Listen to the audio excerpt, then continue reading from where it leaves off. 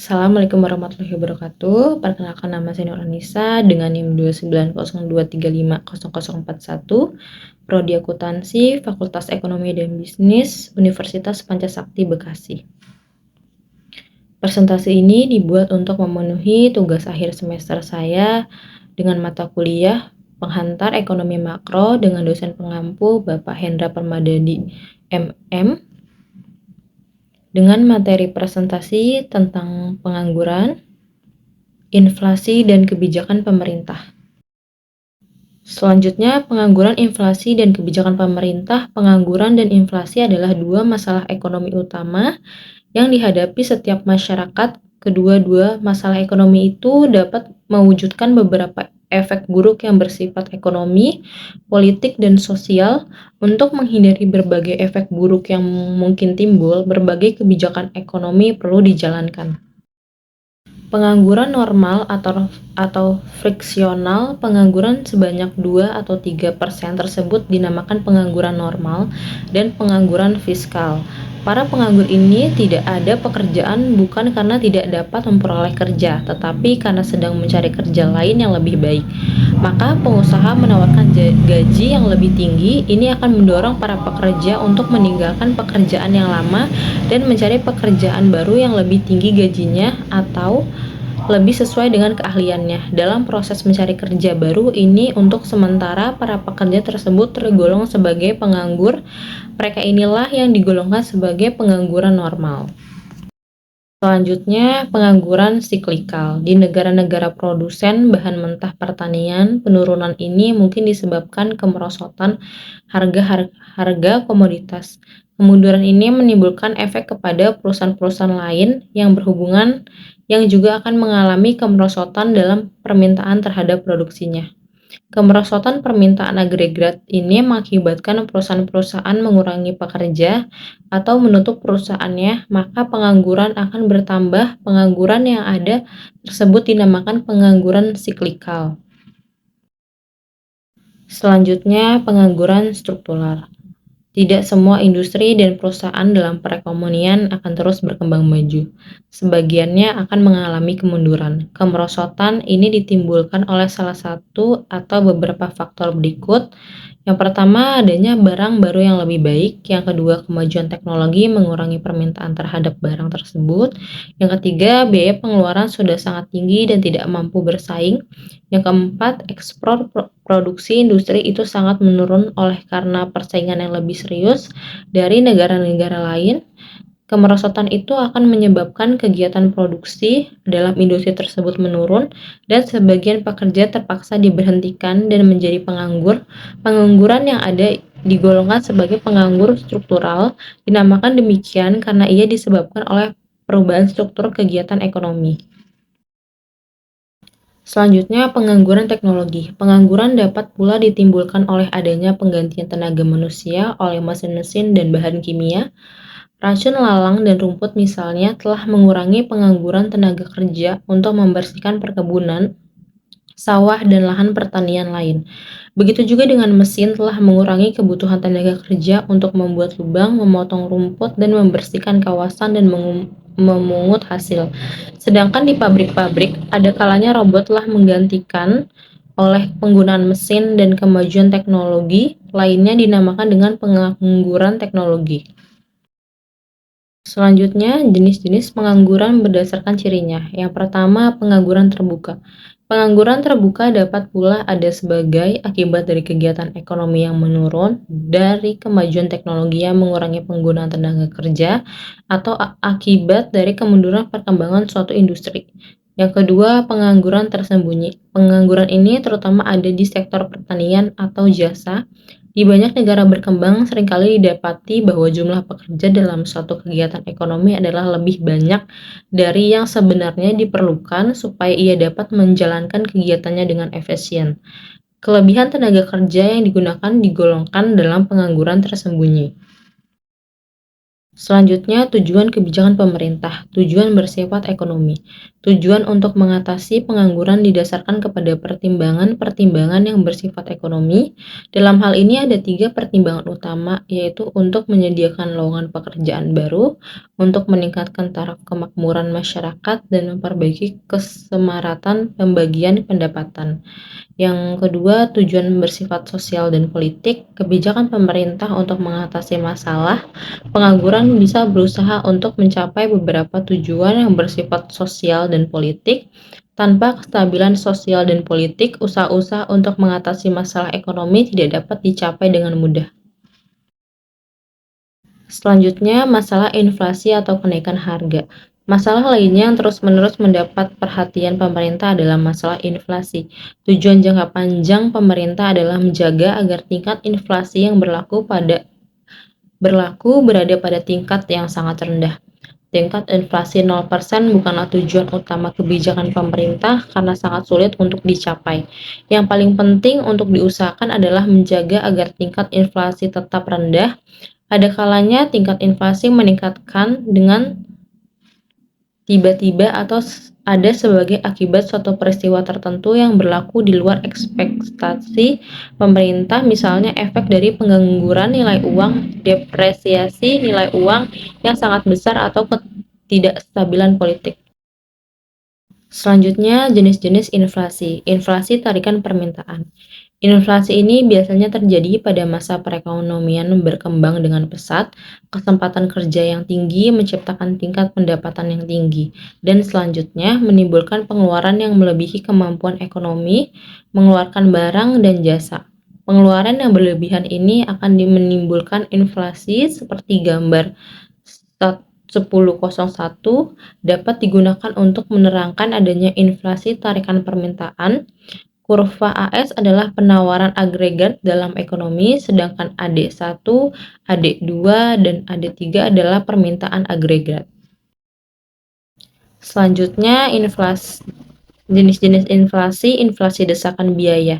Juga inflasi ini terutama berlaku dalam masa perekonomian berkembang dengan pesat ketika tingkat pengangguran adalah sangat rendah.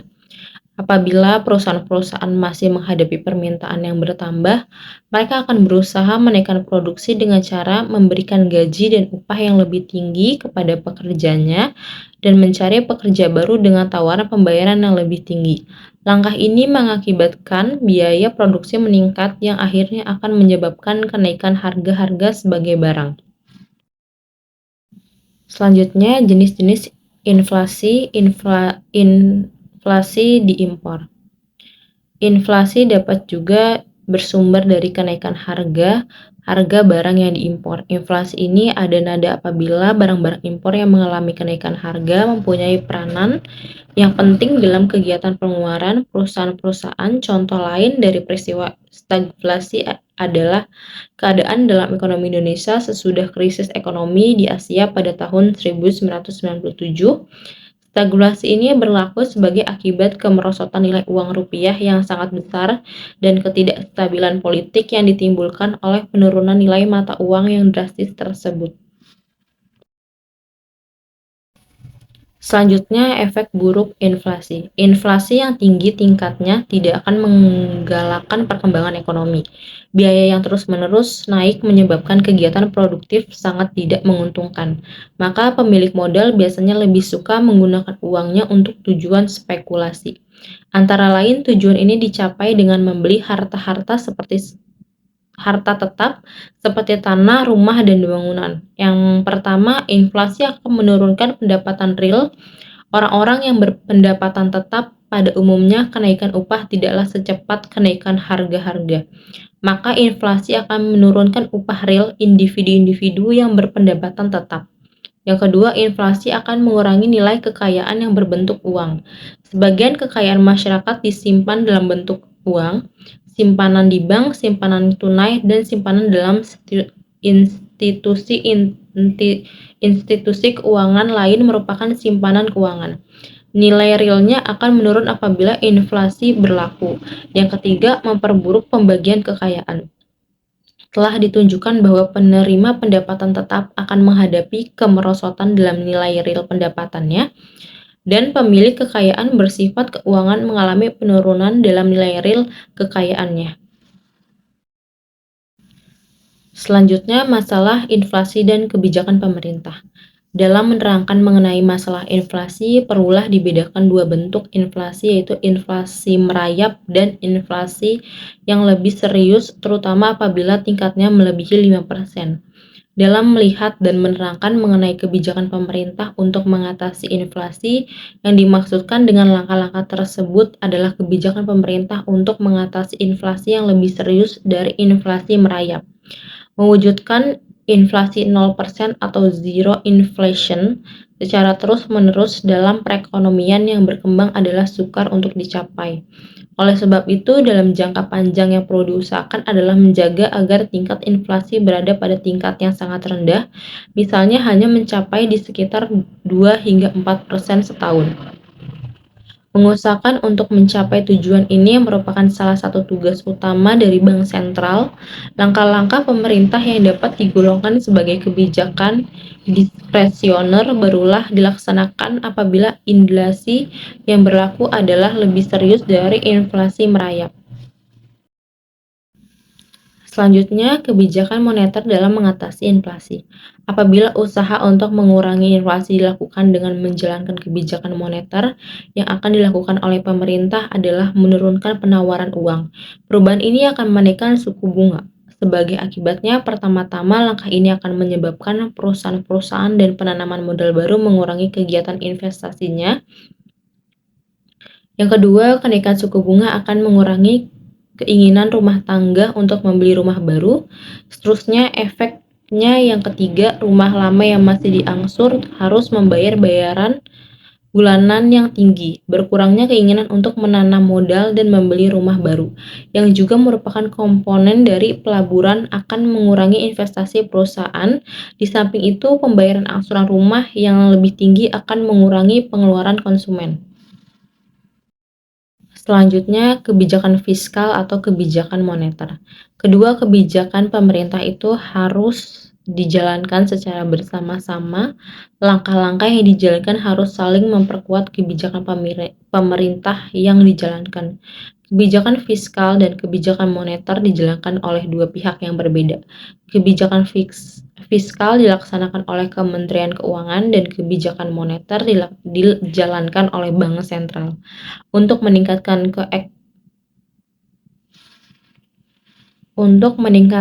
keefektifan kebijakan pemerintah, masing-masing institusi di atas perlu menjalankan hal berikut.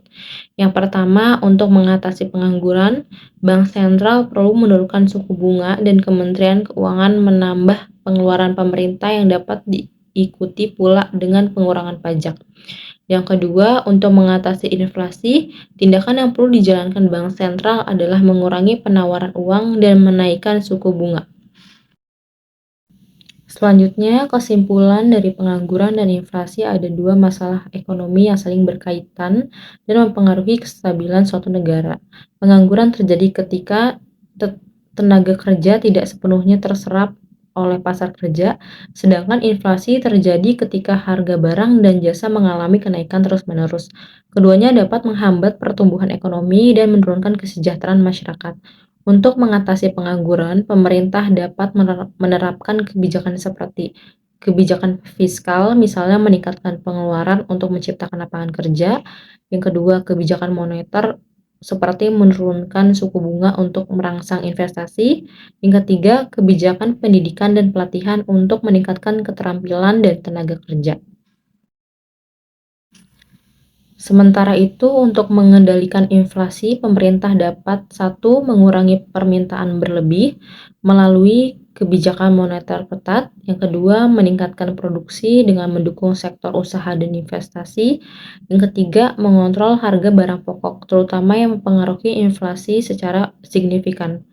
Pemerintah harus mencari keseimbangan antara menangani inflasi dan pengangguran, karena keduanya seringkali saling bertolak belakang seperti dalam Phillips curve. Kebijakan yang tepat dan terintegrasi sangat penting untuk menciptakan pertumbuhan ekonomi yang berkelanjutan serta meningkatkan kesejahteraan masyarakat. Sekian dari presentasi saya, kurang lebihnya mohon maaf. Wassalamualaikum warahmatullahi wabarakatuh.